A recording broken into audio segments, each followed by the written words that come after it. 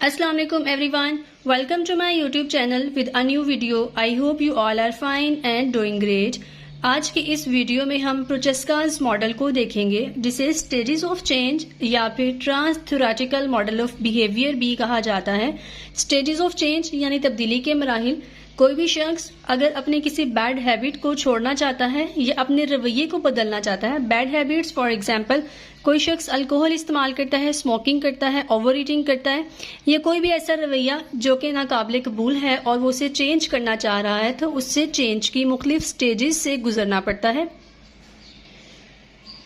प्रोचेस्कास model या फिर stages of change को during a smoking cessation study in 1983 researchers James Prochaska and Carlo DiClemente developed the stages of change. यानी 1983 में to social workers प्रोचेस्का और Carlo डिक्लेमेंटे ने इस model को प्रपोज किया था।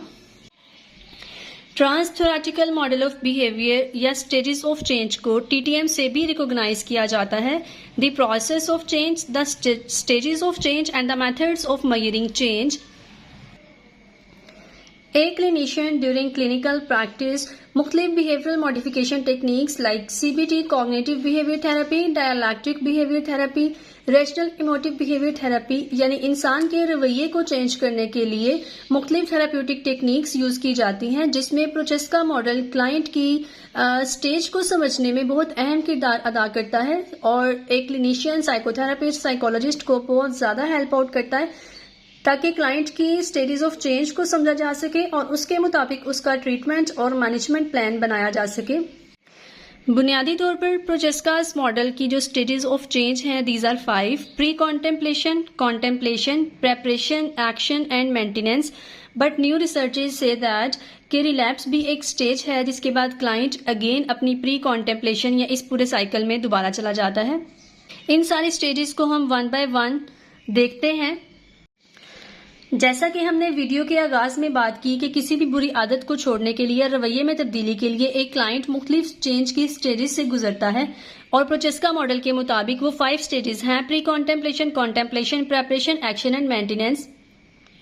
फॉर एग्जाम्पल अगर एक शख्स रात को ये सोच रहा है कि वो स्मोकिंग को क्विट कर देगा या अल्कोहल को छोड़ देगा, तो ऐसा नहीं है कि उसने सोचा और उसने स्मोकिंग क्विट कर दी। उसके लिए उस पेशेंट को या उस क्लाइंट को या नॉर्मल पर्सन को मुख्तलिफ स्टेजेस से गुजरना पड़ता है किसी भी बिहेवियर को मॉडिफाई करने के लिए। उसमें first stage of Prochaska model is precontemplation which says that no factor और नॉट रेडी, यानी कि क्लाइंट जो है वो डिनाइल फेज में होता है, वो बिल्कुल ही इनकार कर रहा होता है कि उसको कोई मसला ही नहीं है, I have no issue. Contemplation phase में मे बी का फैक्टर मौजूद होता है और क्लाइंट जो है वो गेटिंग रेडी यानी प्रिपेयर हो रहा होता है। उसको लगता है कि शायद मेरे साथ कोई मसला है, लेकिन वो कोई भी फॉरवर्ड स्टेप यानी कोई अगला कदम नहीं उठाता, बस वो यही कह रहा है कि मुझे कोई मसला है। Preparation phase is that phase जिसमें वो क्लाइंट जो है वो प्लान्स बनाता है, रेडी टू टेक एक्शन, मतलब कोई भी स्मॉल स्टेप्स, विलिंगनेस की तरफ आता है, willingness to take small steps, plan forward, मतलब कि उसको लग रहा है कि मुझे वाकई में कोई मसला हो रहा है, मुझे इस मसले का कोई हल निकालना चाहिए। Action phase is that phase जिसमें चेंज अकर होता है यानी कोई तब्दीली वाकई होती है। एक्शन फेज यानी अगर आप इसको नाम से ही देखते हैं कि क्लाइंट ने अब एक्शन ले लिया है, अब उसने वो जो यहाँ पे सारा छोटे छोटे प्लान्स बनाए थे या वो गेटिंग रेडी में था या फिर रेडी टू टेक एक्शन था, अब इस एक्शन फेज में आके उस क्लाइंट ने जो है वो भी एक्शन ले लिया है, अपना फॉरवर्ड स्टेप ले लिया है। मेंटेनेंस फेज, इसी एक्शन फेज को मेंटेन करना, keep going efforts for at least 6 months, यानी कि हमने जो भी फैसला किया है, क्लाइंट ने जो भी फैसला किया, जो भी एक्शन लिया है, उसको मेंटेन करना है, उसको बरकरार रखना है, उस वादे पे, उस बात पे, उस एक्शन पे कायम रहने की जो स्टेज है दैट इज मेंटेनेंस स्टेज, जिसमें क्लाइंट को एटलीस्ट फॉर 6 months रहना पड़ता है। फॉर एग्जाम्पल अगर किसी शख्स ने, जैसा कि हमने अभी एग्जाम्पल में देखा कि कहा है कि वो स्मोकिंग को क्विट कर देगा, जब वो इन सारी स्टेजेस के बाद मेंटेनेंस फेज में जाएगा तो एटलीस्ट 6 months तक वो कोई भी स्मोकिंग सब्सटेंस यूज नहीं करेगा। और न्यू रिसर्चेस के मुताबिक अगर मेंटेनेंस फेज के बाद एक ऐसी फेज जिसमें क्लाइंट रिलैप्स कर जाता है तो वो अगेन इसी साइकिल में आ जाता है। रिलैप्स का मतलब ये है कि क्लाइंट जो है वो दोबारा अपनी उन्हीं पुरानी आदत स्मोकिंग की तरफ चला गया है। 5 stages of change as per प्रोचेस्कास model को अगर हम एक क्लिनिकल एग्जाम्पल के साथ समझने की कोशिश करें तो लेट्स सपोज अ केस जिसमें 30 साल का एक मरीज है जो कि कैनाबिस या ऑपियोइड यूज डिसऑर्डर के साथ है, यानी चर्स या हेरोइन वगैरह इस्तेमाल कर रहा है, और एक 30 साल का मरीज है जिसकी मेडिकल रिपोर्ट्स या फैमिली ये कंप्लेन कर रही है कि ये शख्स नशा इस्तेमाल करता है। बट स्टेजेस ऑफ चेंज में प्रोचेस्कास मॉडल के मुताबिक अगर उसी क्लाइंट से बातचीत की जाए तो वो प्री कॉन्टेम्पलेशन फेज यानी फर्स्ट फेज में क्लेम करेगा कि I don't use drugs, I don't have a drug problem, यानी कि मैं नशा इस्तेमाल करता ही नहीं हूँ। मेरी जो फैमिली है या जो मेरी ड्रग रिपोर्ट्स हैं वो सब झूठ पर मबनी है, मैं बिल्कुल भी कोई नशावर चीज इस्तेमाल नहीं करता। यही क्लाइंट जब सेकेंड स्टेज यानी कॉन्टेम्पलेशन फेज में जाता है तो ये कंप्लेन करता है I know the heroine is killing मी, मुझे पता है कि ये जो नशावर चीज मैं इस्तेमाल कर रहा हूँ इसका मुझे नुकसान हो रहा है, but I have no time for treatment, लेकिन मैं रिहैब सेंटर में एडमिट नहीं हो सकता या फिर अभी मैं इलाज करवाना नहीं चाह रहा। यानी प्री कॉन्टेम्पलेशन फेज में तो वो मुकम्मल तौर पे डिनाई कर रहा है कि मैं नशा इस्तेमाल ही नहीं करता। कॉन्टेम्पलेशन फेज में वो कहता है कि ठीक है, मुझे पता है कि ये जो मैं नशा इस्तेमाल कर रहा हूँ ये मेरे लिए नुकसानदेह है, लेकिन अभी मेरे पास टाइम नहीं है कि मैं इसका आउटडोर या इनडोर ट्रीटमेंट करवा सकूं। थर्ड स्टेज यानी प्रेपरेशन फेज में वही क्लाइंट कहता है thinking about to go in rehab centre, यानी कि मैं सोच रहा हूं कि मैं जो नशावर चीज इस्तेमाल करता हूं मुझे इसका इलाज करवा लेना चाहिए। फर्स्ट स्टेज में मुकम्मल डिनाइल, मुकम्मल इनकार, मुकम्मल तौर पे रिफ्यूज कर रहा है कि मैं नशा इस्तेमाल नहीं करता।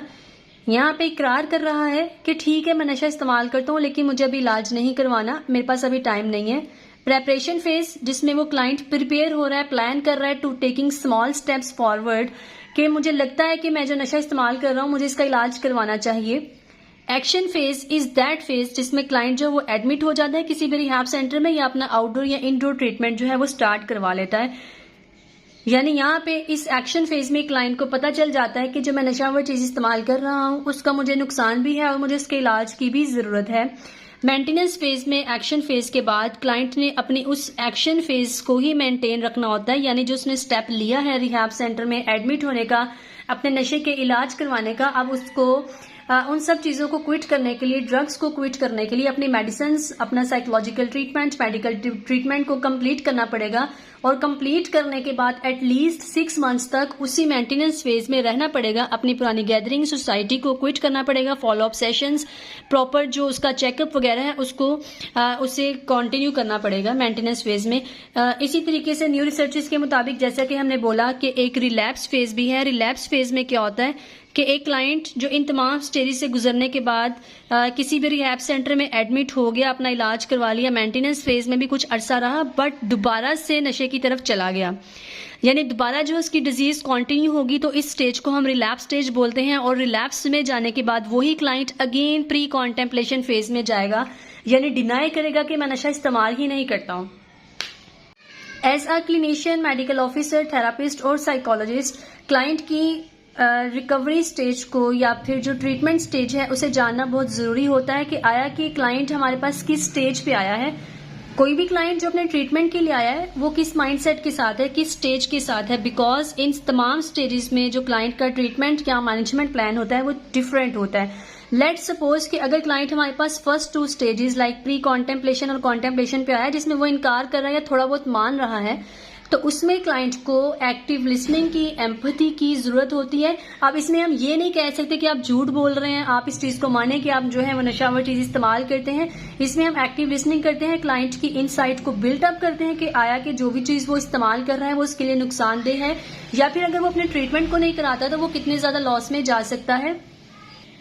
मीन्स के इन 2 स्टेजेस पे क्लाइंट की रेजिस्टेंस को एक्सेप्ट करना पड़ता है रादर देन अपोजिंग, मतलब कि हम उसमें क्लाइंट के साथ बहस नहीं कर सकते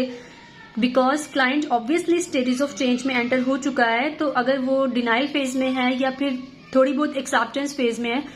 तो उसकी इन दोनों स्टेजेस को प्रेपरेशन और एक्शन फेज की तरफ ले जाने के लिए उसकी इनसाइट बिल्ड करनी पड़ती है, थोड़ी वर्किंग करनी पड़ती है, right. So as a therapist client की जो भी स्टेजेस ऑफ चेंज हैं उसको जानना बहुत जरूरी है, देन ही हम कोई क्लाइंट के ऊपर ट्रीटमेंट मैनेजमेंट प्लान या फिर थेरेप्यूटिक टेक्निक्स को जो है वो प्लान कर सकते हैं। उम्मीद है आज के इस वीडियो में आपको प्रोचेस्कास मॉडल की समझ आ गई होगी। अगली वीडियो तक के लिए दीजिए इजाजत, तब तक के लिए अल्लाह हाफिज।